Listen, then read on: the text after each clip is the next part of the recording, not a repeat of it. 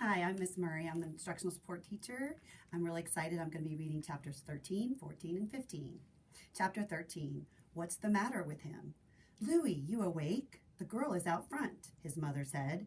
Louis was lying on the couch with Winslow wrapped in a blanket on his chest. Which girl? You know, the one you call the bumblebee girl? Oh, Nora, what's she doing? Walking back and forth. I think maybe she wants to come in or something. You'd better see for yourself. I'll probably scare her off. Louis carried Winslow to the door. Sure enough, there was Nora walking back and forth on the sidewalk in front of his house. Hey, he called to her. Did you come to see Winslow? I was just nearby, she said. Well, do you want to see him? Not really. No, maybe. You got him there in that blanket? Come on in, Louis said. I can't bring him out today, but you can come in if you want. Nora glanced up the street and down the street and kicked the snowbank with her boot. She was wearing her usual outfit, and Louis realized he did not have a very good idea about what she really looked like because she was always swallowed up in that big coat and her hat was squashed all the way down on her head. You don't know if she was plump or skinny or if she had long hair or short. She came slowly up the walk, as if making up her mind whether she was going to come in or not. Louis opened the door wider. Come on, he said. Can't leave the door open. Might get Winslow cold. Okay then, Nora said, stepping inside. She stomped the snow off her boots and casually tried to peer over the edge of the blanket-wrapped bundle in Louis's arms. What's the matter with him? Something's the matter, isn't it? I can tell. He's all saggy. He's been sick. I knew it. What? I just knew it. Nora stomped one foot hard on the floor. It makes me so mad. I don't want to see it. I knew it. Wait! I gotta go. I knew it. And with that, Nora left, stomping her boots all the way down the walk and down the street. Chapter 14. See that light? One time when Louis was young, maybe 3 or 4, he woke in the middle of the night and saw that the sky outside his window was silvery white, so bright. Through the window streamed a rectangle of light, a wide beam across the room. It fell across the foot of his bed and onto the floor.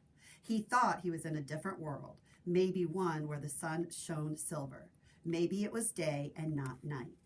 Louis went to the window and saw that the silvery light spread across the whole sky.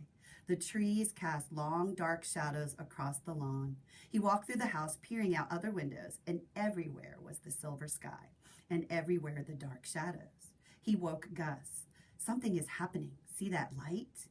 It's only moonlight, Gus said. There's a full moon tonight. Gus led Louis to the other side of the house, and there, from a bathroom window above the roof of the neighbor's house, a full moon was suspended in the sky. See, Gus said, nothing to worry about, nothing unusual. When he returned to his bed, Louis thought, nothing unusual? That silver light is not unusual? Then why had he never seen it before? Why did the light wake him?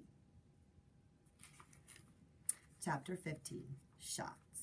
The first time Louis gave Winslow a shot, he almost fainted. He kept telling himself, I can do this, but he didn't truly believe it. He was afraid of getting it wrong and hurting Winslow. He could hardly bear it that Winslow was sick, but it would be even worse if he hurt him more.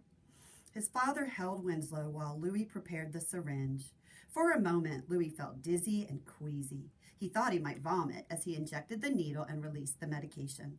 Winslow briefly twitched, but he made no sound. Did I do it? Louis asked his father. I did it, didn't I?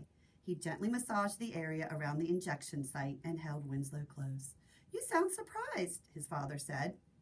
Well, I am, surprised and relieved. Me too, his father said, surprised and relieved. I thought I was going to throw up. Me too. I thought we both were going to throw up. The next time he had to give Winslow a shot, he tried to convince his father to do it, but his father said, no, you're taking care of him. You can do it. That time, when Louis inserted the needle into the pinch of skin as he'd been directed, the needle went through to the other side and the medicine shot into the air. Louis wanted to throw the syringe on the ground and shout, I can't do this. I can't. But one look at pitiful Winslow made him try again. This time, the needle went into the muscle instead of into the layer just beneath the skin. Winslow yelped and Louis cried. I'm sorry, Winslow. I didn't want to hurt you. I can't do this. I can't make you better. Louis felt helpless. He imagined himself in the incubator when he was born. Was he pinched and poked and prodded? Was it hard to get a needle or a tube into him? Did he cry? Did the doctors and nurses feel helpless? Did his parents cry? There was a lump in the muscle where Louis had misdirected the shot, and Winslow flinched when Louis rubbed it. The next shots were easier, but Winslow was slow to respond to the medicine. Why doesn't he get better right away?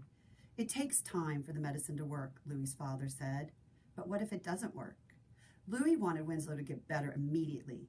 He hated not knowing if he was helping or hurting Winslow. He hated not knowing if Winslow would survive.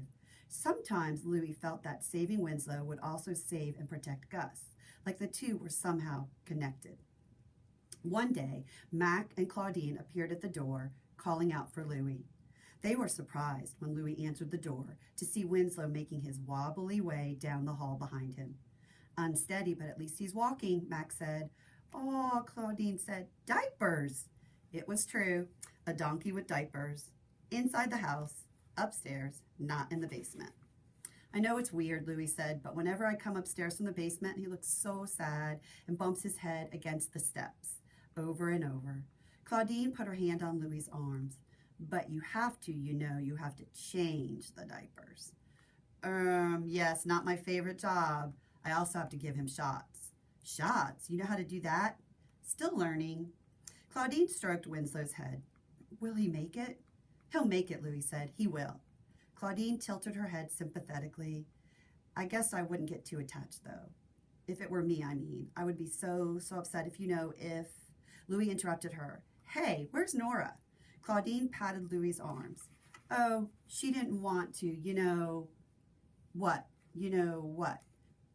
We should leave, Mac, right? Don't you have to do that thing at the... Mac blinked a few times and said, oh, sure, better go. See you, Louis. Talk to you later. Louis watched them head toward Mac's house next door. Claudine was in front and Mac behind her as they followed the narrow, shoveled path. The way Mac followed Claudine reminded Louis of Winslow trailing behind him all day long.